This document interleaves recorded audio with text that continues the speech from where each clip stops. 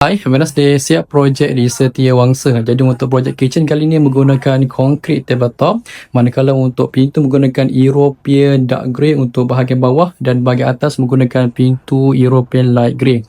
Jadi untuk bahagian sebelah kiri ni adalah bahagian storage. Jadi kalau anda tengok dekat bawah ni adanya satu shelf aluminium dan bawah akan ada concrete base dan juga bahagian belakang dilengkapi dengan mozaik lah. Dan fungsi pintu dengan soft closing. Dan untuk bahagian sini kita ada 3 layer drawer. So dia straightforward saja. Bahagian bawah, okey, bahagian tengah dia dan pula bahagian dekat atas dia. Jadi untuk bahagian sini ada bahagian spoon tray dia lah. So satu tier drawer boleh support 35kg dan ada under mount runner. Okey. So fungsi pintu dengan soft closing untuk drawer dia lah. Manakala untuk bahagian sebelah corner tu kita buat pintunya boleh buka 155 darjah macam ni. So mudah untuk anda akses bahagian corner macam ni lah. So sangat disarankan anda buat pattern macam ni kalau anda ada ruang bahagian corner macam ni. Dan pintu seperti biasa ada fungsi soft closing. Okey, dan kita tutup bahagian sini pula lah. Right. Kemudian untuk bahagian bawah sedikit kita lengkapi dengan ventilation panel supaya bau dekat bawah sedikit tidak terperap. Dan kalau saya buka bawah sedikit anda akan nampak ruang simpanan yang macam ni lah. Okay.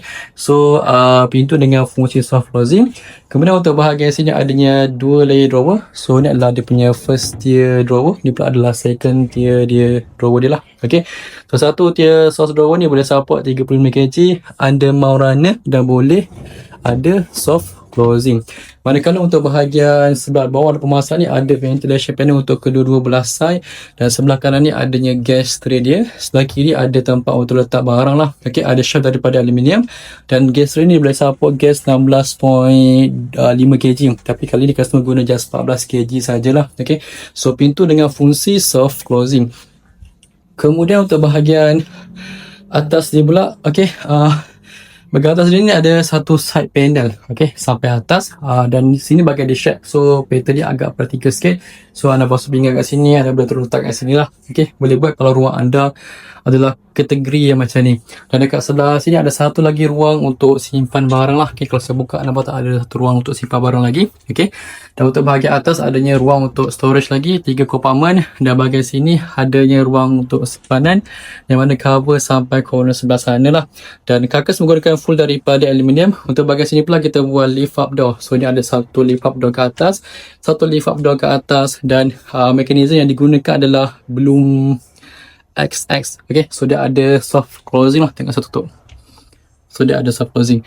Okay, dan untuk bahagian atas ni pula adanya ruang simpanan daripada aluminium. Ada 2 compartment lah. 1, 2. Pintu soft closing. Termasuk dengan ni pun sama juga. Ada 2 compartment untuk simpanan dia. 1, 2. Pintu dengan fungsi soft closing.